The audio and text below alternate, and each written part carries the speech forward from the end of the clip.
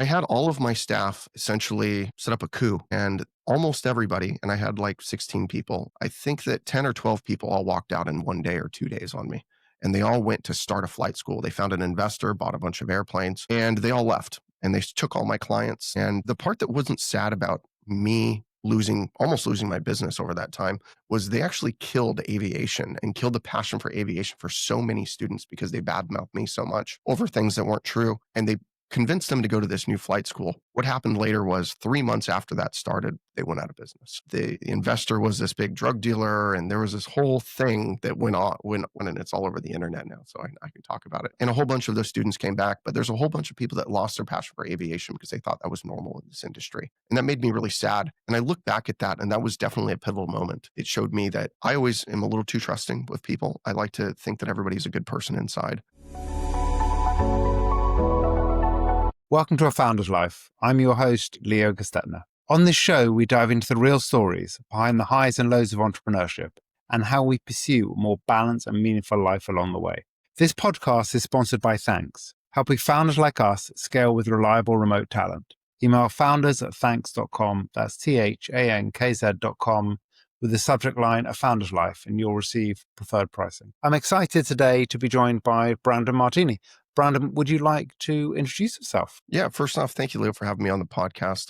I really appreciate it. As you said, my name is Brandon Martini. I'm the founder or co-founder and co-CEO of Stratus Financial. And also, if you're watching us on video, Aviation Mentors podcast. So thank you so much for having me on here. We're changing pilots' lives one life at a day by financing their futures. Nice introduction. So why don't you talk to us a little bit about your journey that brought you to where you are today, and then a little more about what your company does for its customers? Yeah, absolutely. I think the journey on an entrepreneur actually starts out when you're really young. I'll give you a quick example of my son that happened yesterday. I asked him to clean my garage, and instead of him doing it, it was his tools that he'd left out, by the way, or my tools that he left out all over the garage. And he convinced his buddies to clean it for him, and he just supervised, and he traded them some bike parts for it. And I thought that was really interesting because, and the reason why that's relevant is when I was a kid, I used to do the same exact thing. So I think entrepreneurship starts at a very young age. It starts something kind of inside of you, something that really draws your attention towards to being excellent or doing things, almost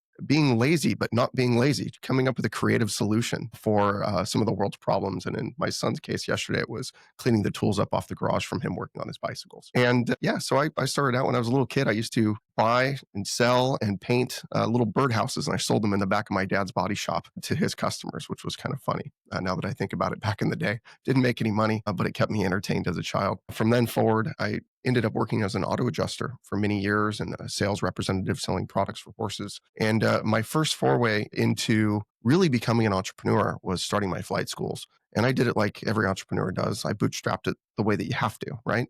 So I borrowed money from 3 different people. I told everyone I already had a third of the money for the airplane already. And of course, I had $0 to my name. I was out of money because I had spent all of it on credit cards and flight training. So I was like, I got to figure out how to continue flying. And ended up starting up a flight school in Riverside, California. I rented a $96 a month closet that I converted into a full-fledged operating flight school and office.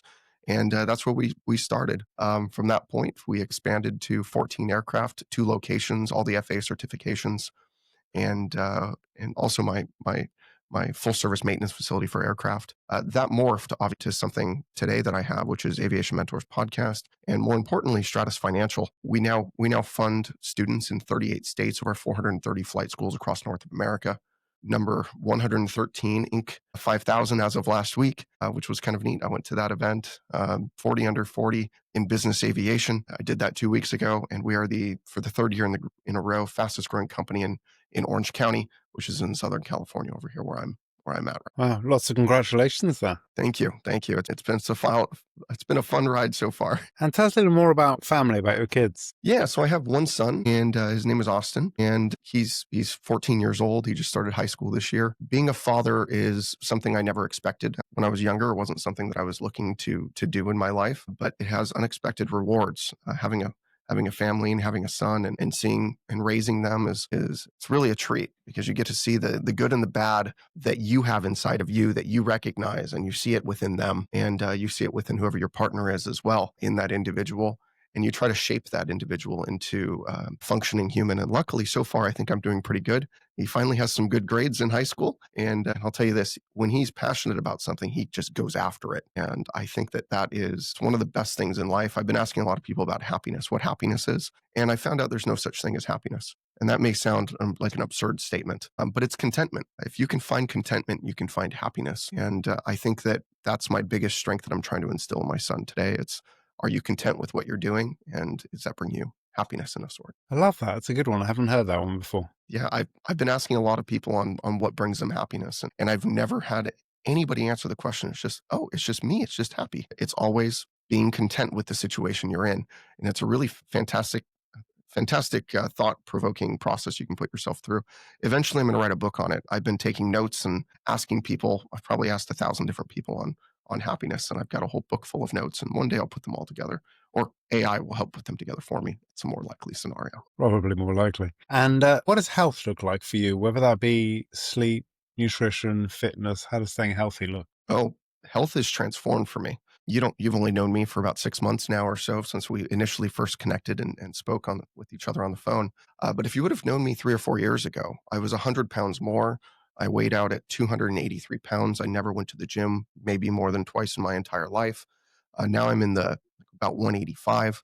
I lost all that weight. Intermittent fasting is a big quality for that. Outside of that, I started going to the gym about a year and a half ago, and I've made the gym a weekly routine for me. I try to go in my home gym at least 15 to 30 minutes a day, and I go to the gym with my trainer at least twice a week. And if I'm traveling, I'm going to the gym in the hotels now. I think that it's a really important thing that you need to take care of your health. Otherwise, we're not going to be here very long. I mean, I see my parents, and they're not that healthy. I don't know if they've ever been to the gym. And I try to encourage them, hey, be healthy. You're not living here just for yourself. You're living here for others. So I think it's really important that we do take care of ourselves. As far as sleep goes, I wish I got more of it. I really optimally really like 8 or 9 hours. I know that sounds excessive, but if you look at some of the most successful people in the world, they have very interesting sleep schedules. Some of them sleep 2 hours on, work, go take another nap, and that's just how they function. Others, they need a ton of sleep, and others, they only need a little. So I like to go with whatever's good for me. It's 8 or 9 hours. Hardly ever get it, but I try. Yeah, I mean, sleep is one of those underrated things. I think those who say they can get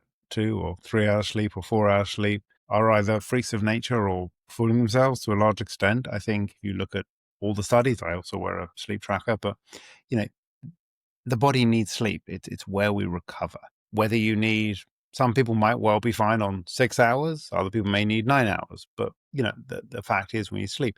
If I get 6 hours of sleep, I am performing at a lower level, both physically through running and things like that, mentally with work, than I am if I get 7 hours sleep or 7.5 hours sleep. I'd like to get 9 hours sleep. It doesn't happen. My body is way before 9 hours is saying, get up and get stuff done. But the, 7.5 to 8 hours is certainly lovely, the times I get that. And yeah, as I said, I can see a difference between 7.5 hours and 6.5 hours. Honestly, So, yeah. I was on a conference circuit for 2 weeks in a row. I came home for 18 hours last weekend to go spend some time with my son, and I was back again. And I'll tell you this, it was absolutely amazing because I went to sleep on Saturday night after being gone for those 2 weeks, and I think I got 10 hours of sleep. I woke up feeling so great. It was unbelievable. And honestly, I couldn't even believe I slept for 10 hours. That's not a normal thing for me. Just like, That's nice. yeah, but it felt Your really good. body obviously needed it. Yeah. So you got to take care of yourself. It really helps with your brain. And there's a nootropic that I've started taking about a year ago called Alpha Brain. I don't know if you've heard about it. Joe Rogan speaks about it in his podcast. I think it might even be his brand. I will tell you that it has improved my cognitive function on meetings immensely. I mean, I'm not paid for them. They don't pay me, but I'm a big fan of it. It's called Alpha Brain I'll have to check that one out. for sure. And what do you like to do for fun? Flying, obviously, as if anybody's watching, they can see I've got all my airplane stuff behind me. So aviation is really my passion. It's one of my favorite things to do in the world. I pretty much like everything except for being on the ground. And I love scuba diving. That is my next thing that I'm really, really into. I got into that about 2 years ago. Started off with me being deathly afraid of it because I had one of my friends pass away in a scuba diving accident. I tried to go and I couldn't do it. I decided that this wasn't for me. And I just jumped out of the boat. I went on the boat and I got a beer. I was like, I can't do this. I'm too stressed. And I wasn't going to do that. And then I just realized how much that was impacting me in my life. I couldn't believe I was that afraid of something. I'm not afraid of anything.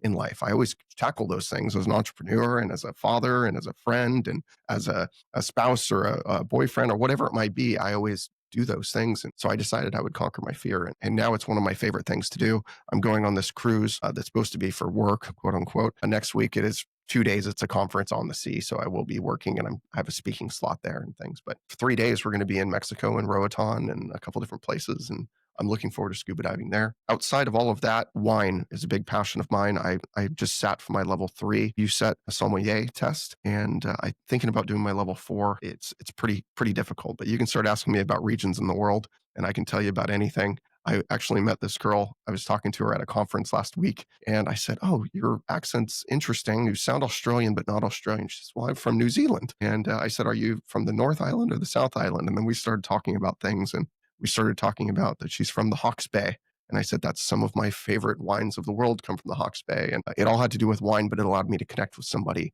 on the total other side of the world. I don't know. I like passionate things that bring people together. And I think aviation, wine, and scuba diving definitely does that. That's cool. And yeah, I've done a lot of scuba. I love scuba. I've done 200 plus dives. I'm a rescue diver. The thing I did for the first time a couple of weeks ago, which was fun, was free diving. Really? That sounds amazing. I watch all the videos and I don't know if I could do that. I can't hold my breath longer than maybe 30, 40 seconds right now. That's all part of the training. That's the fun thing of it. And it's not about going to some ridiculous depth. I mean, forget the professionals, but it's fun. I definitely will do more of it. I actually really enjoyed it. That's fantastic. I really think that breath work like that it's a fantastic tool that you can use. I don't know how much breath work you've done and like Wim Hof type of stuff.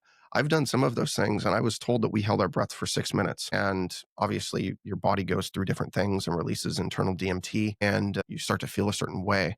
And once you start breathing again, it's impactful. I'm a big fan of breath work, and I'm assuming that you have to do a lot of that as preparation for free diving. Am I correct in that thinking? Yes, I haven't done enough free diving. I've only done 2 days of it. I mean, yes, if you want to get serious, you do a lot of that. But even on the 2 days, they teach you some breath work. But I've done a lot of Wim Hof and things like that. Although Wim Hof actually doesn't work for free diving, but the idea is a similar idea.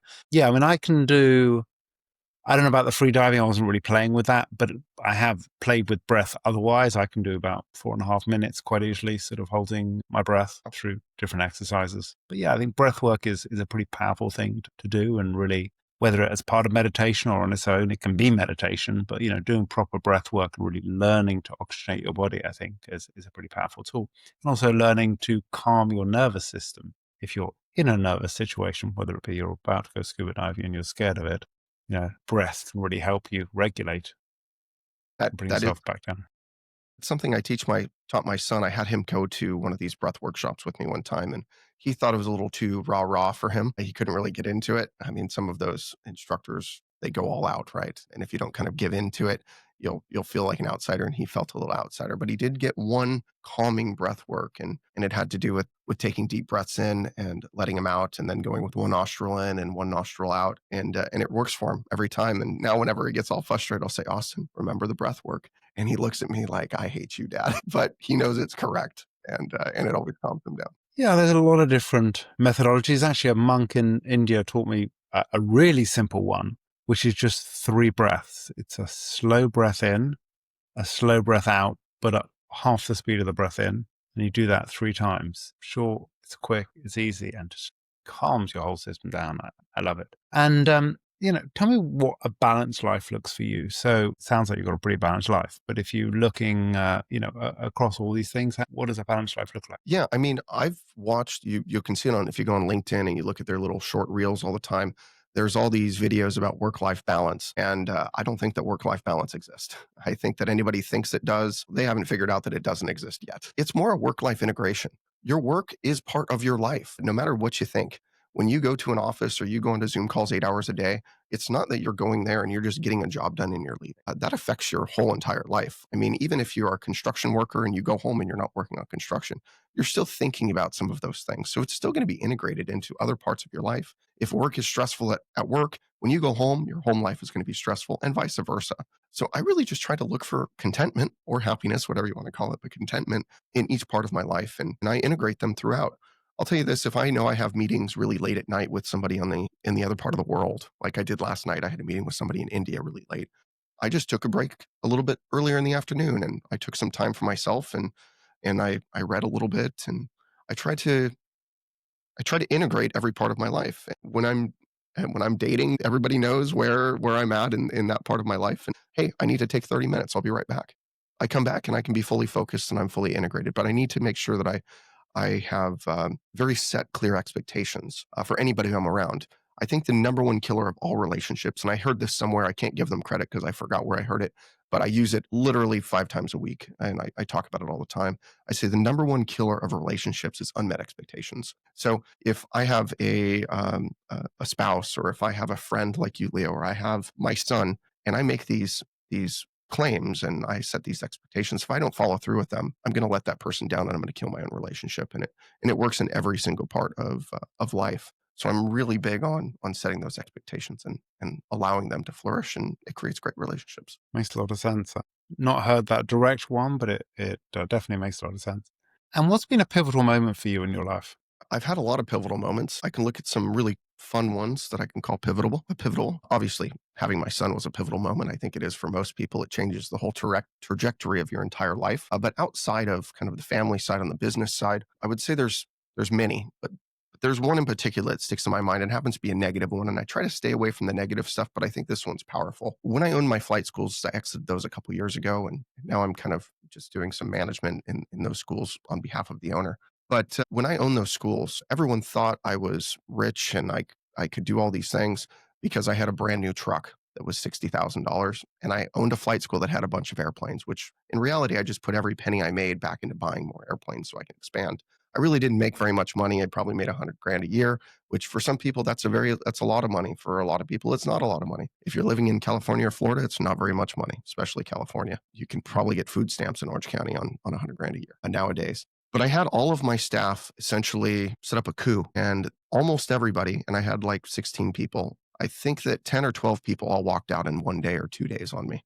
And they all went to start a flight school. They found an investor, bought a bunch of airplanes, and they all left. And they took all my clients. And the part that wasn't sad about me almost losing my business over that time, was they actually killed aviation and killed the passion for aviation for so many students because they badmouthed me so much over things that weren't true. And they convinced them to go to this new flight school.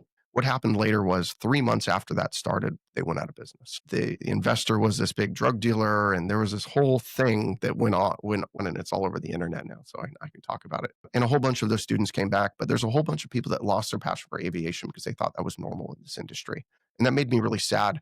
And I look back at that, and that was definitely a pivotal moment. It showed me that I always am a little too trusting with people. I like to think that everybody's a good person inside until I know them. And so I learned a lot of lessons on that. And I ended up, my business still flourished. I was able to sell it a couple years later for almost what I wanted. And it was just a speed bump in life, and it didn't affect very much. But at that time, I was throwing up in a trash can, crying in my office. It was some of the worst pain I've ever felt. And I'm just happy that's passed. And that's just made me a stronger person nowadays. So hopefully that was an impactful story for you and your listeners. Certainly sounds it. And I think that's the entrepreneurial journey, the ups and downs, the successes and the failures in one form or another. Absolutely. And what's one piece of advice you can give to an aspiring entrepreneur? I would say believe in yourself. You can actually do it, and you can get through whatever obstacle is in front of you. Honestly, if you really think outside the box, everything is solvable. And there's only one cause of stress. And the cause of stress is not knowing what the answer to the question is. I've had some issues that I've had to work on lately that have to do with millions of dollars. And